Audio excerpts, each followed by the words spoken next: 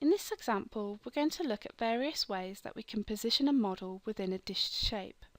More specifically, we're going to look at how we can use the multiply as part of our setup so that we can be sure that the model doesn't come above the 0 plane and that it sits nicely within the dish. We'll then take the part and look at various factors to bear in mind when creating the toolpaths to cut that out on our CNC machine. So let's go to File, Close, and then we'll go and create a new file. We'll give that a width of 10 inches, a height of 8 inches. We'll set Z0 to be on top of the material block, material thickness to be 3/4 of an inch. We'll set our XY position to be in the lower left hand corner. We'll work with a high modelling resolution and then we can press OK. And so we want to create a vector that will represent the dish shape that we want to place our model inside.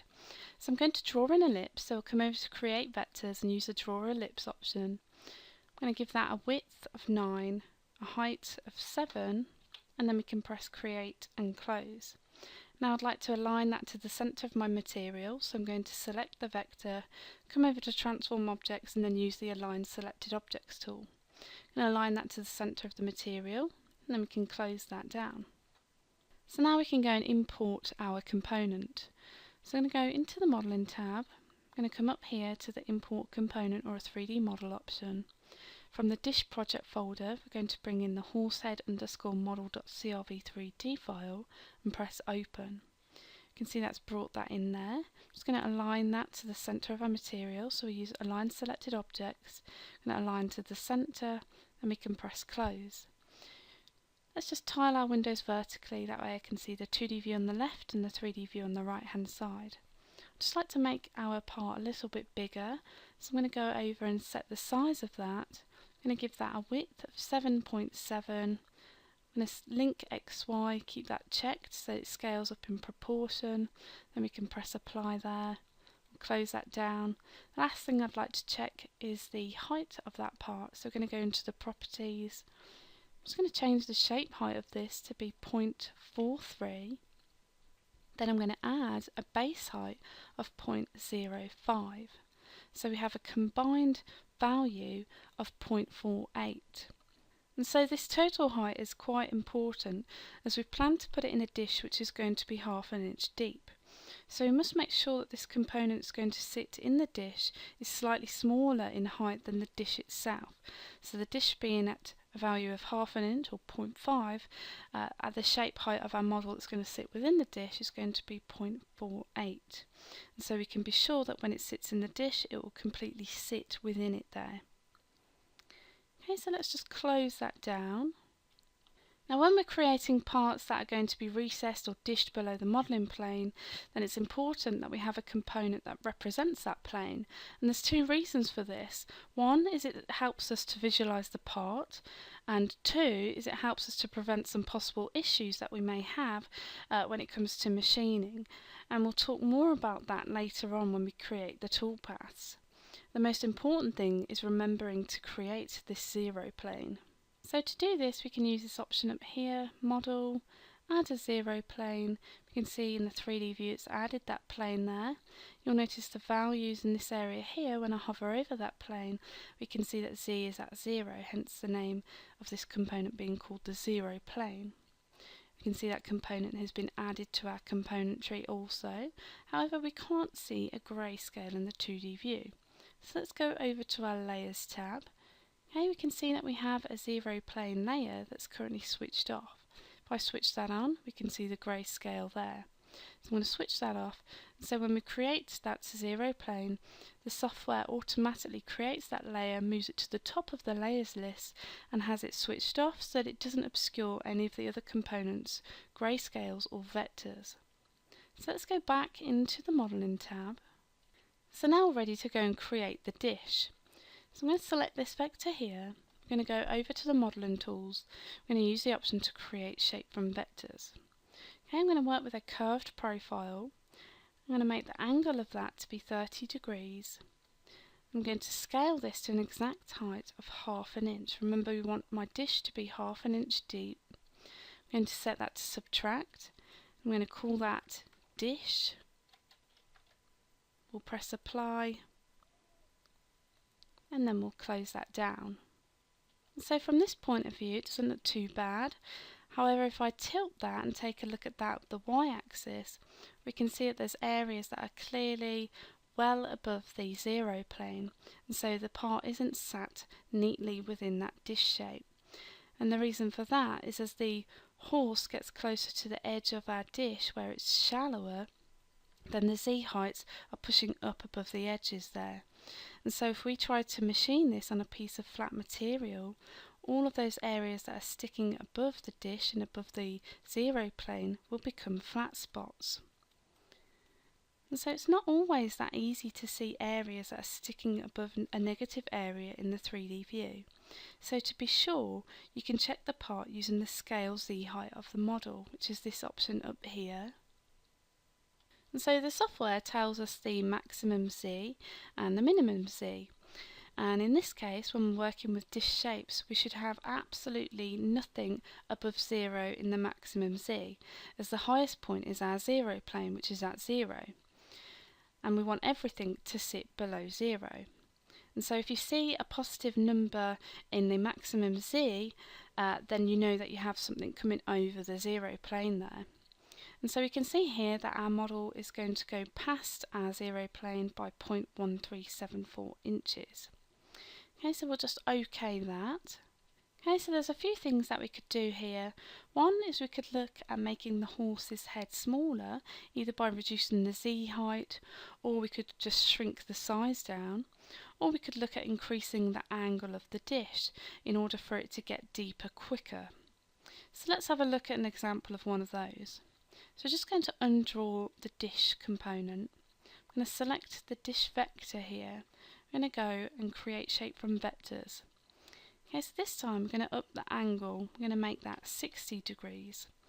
Okay, we're going to go with everything the same. Then we're going to call this component dish 60. And then we'll press apply. Okay, we also must set that to subtract as well. Then we can close that down. So let's have a look at that. We can see that the horse is still coming over the plane there. So let's look at altering the size of the horse. So I'm going to go to the horse head model, right mouse click. I'd like to bring the grayscale up there. So I'm going to go to the 2D preview. We'll say move to front. Then I'm going to select it again. I'm just going to hold down shift to scale it in proportion. And I'm just going to reduce that down. So now if we tilt that up, we can see that there's nothing coming above that plane there. We'll just double check that by going to scale Z height, and we can see that the maximum Z is at 0. Okay, so we'll OK that. Let's put that in Z. So that is good, however we have compromised the design where we have quite a big border and the dish is quite steep.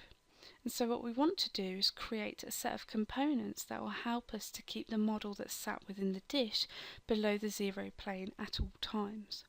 And there is an alternate way that we can control what happens within a dish, but it does require you to use a slightly more complex function within the software.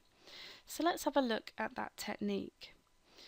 So we're just going to undo, go to edit, I'm going to say undo size, then we're going to go and delete that dish 60. We're just going to switch on our original dish there. So we're going to look at a function in the software that allows us to multiply the relief. This is a rarely used function, but it does have a good application for this sort of situation. Now the multiply works in just the same way as the other combine modes do. When we add a component to another component, then what we see in the 3D view is a result of the first component's pixels being added to the pixels of the second component. Now when we use the multiply, the same thing happens. Instead of adding pixels, it will multiply them.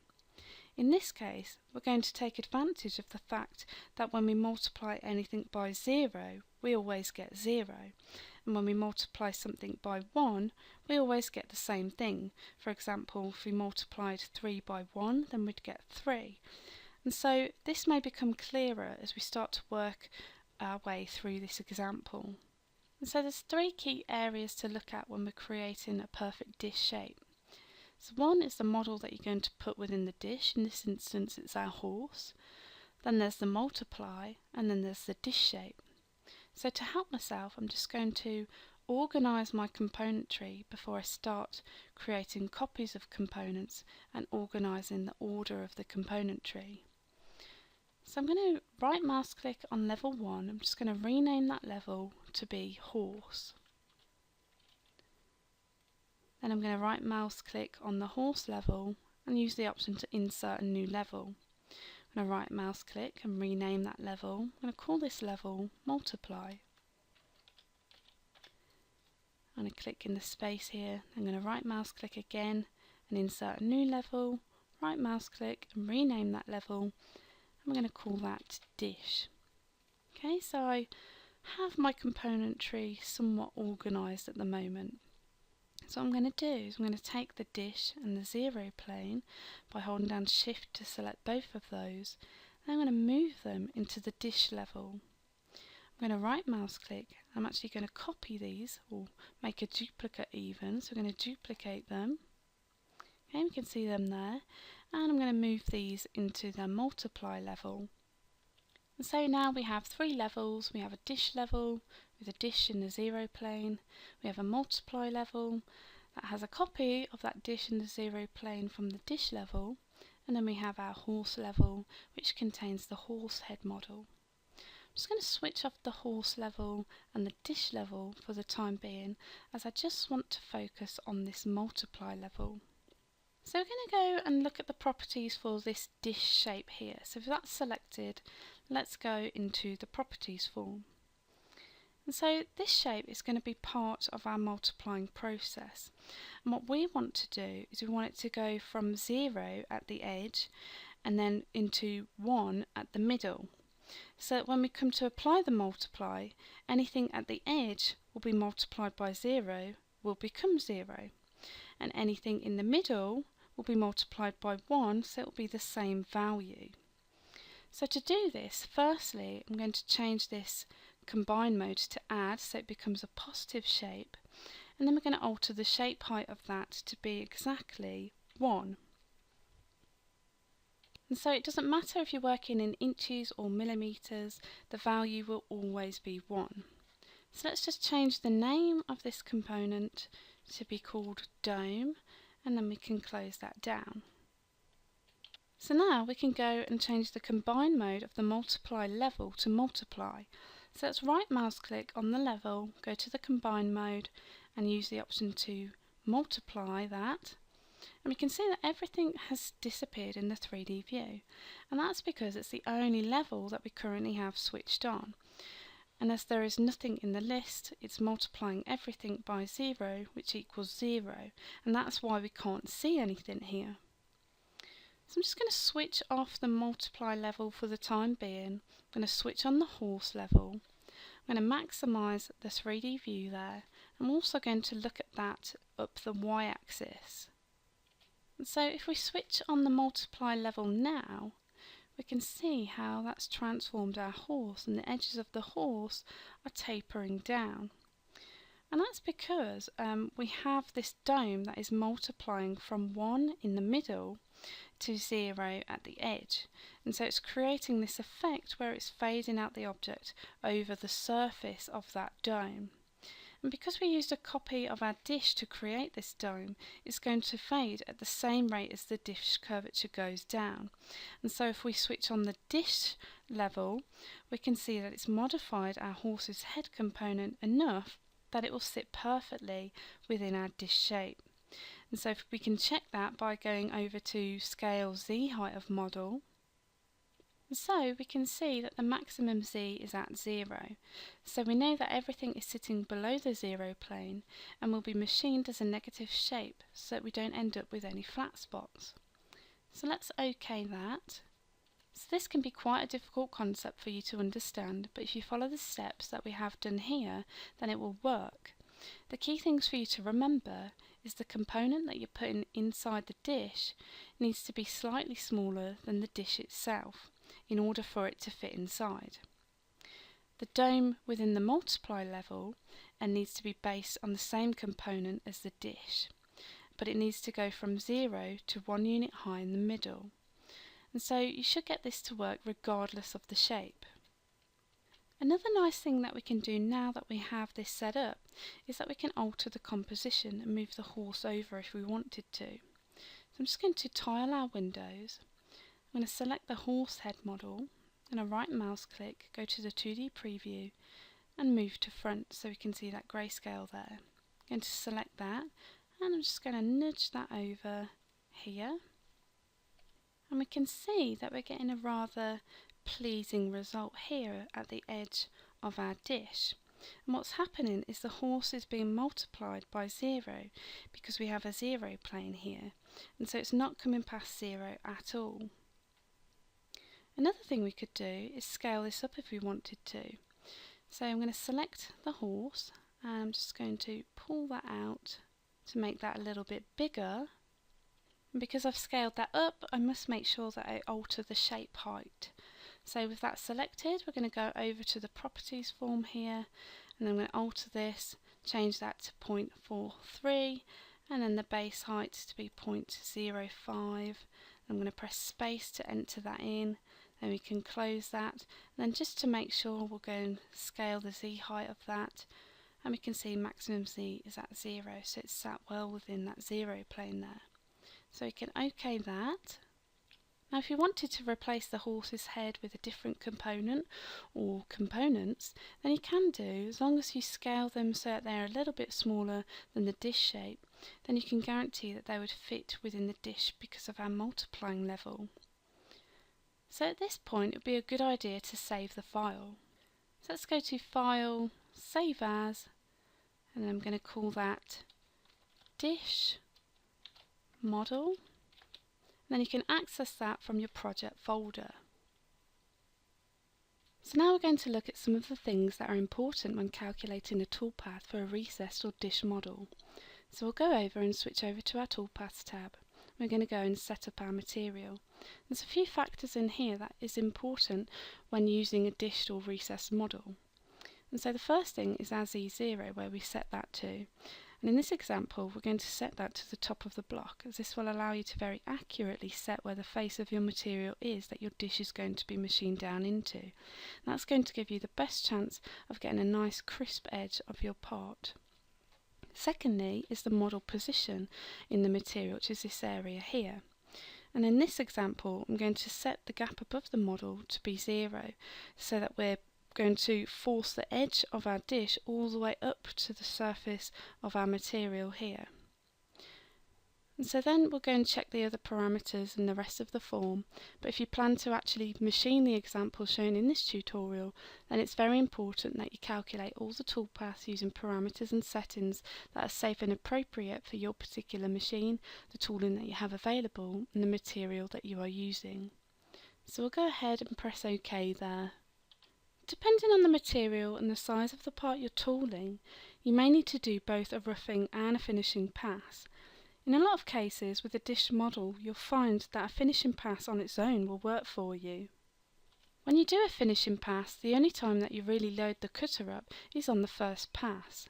Typically, you don't want to bury the cutter to a nice deep depth and then run it along with the full force of the material on the tool because it will snap. In this case, with a dish, your first pass is almost going to be on the surface of your material. And so it's barely going to be taking any material, and after that it's just going to go and run back and forward, only shaving off the distance of your step over.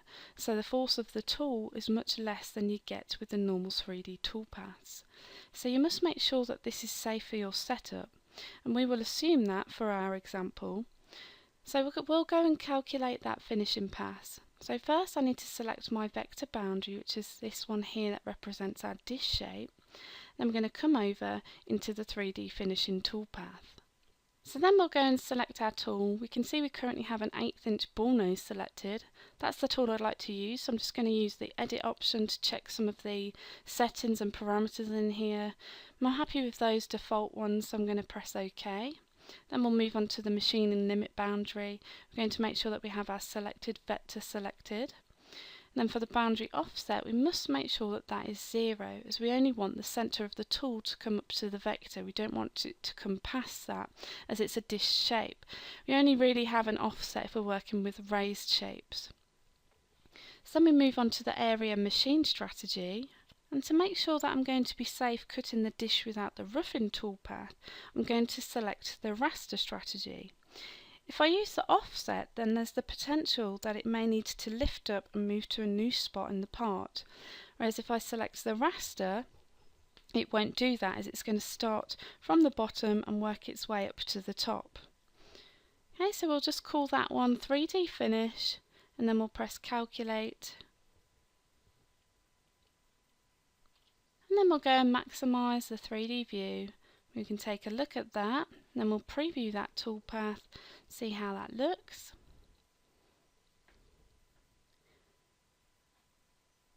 Okay, and we can see that we have a nice looking part there. So I'm happy with that, so I'll be happy to go and save out the toolpath and cut that out on my machine. So I'm going to go and close that down. If that's selected, we're going to use the option to save toolpath. Make sure that that's listed here. Then we'll go and select our appropriate post processor, save that out, and then save the toolpath. And so that completes this tutorial where we've looked at ways that we can position a model within a dish shape. More specifically, we've looked at how we can use the multiply as part of our setup so that we can be sure that the model doesn't come above the zero plane and then it sits nicely within the dish shape. And then we've took that part and then we've looked at various factors to bear in mind when creating the toolpaths to cut that out on our CNC machine. So let's go ahead and save that. So we'll go to File, Save As, in the project folder I'm just going to call that one Dish Toolpath. Save that, then you can access that from the project folder.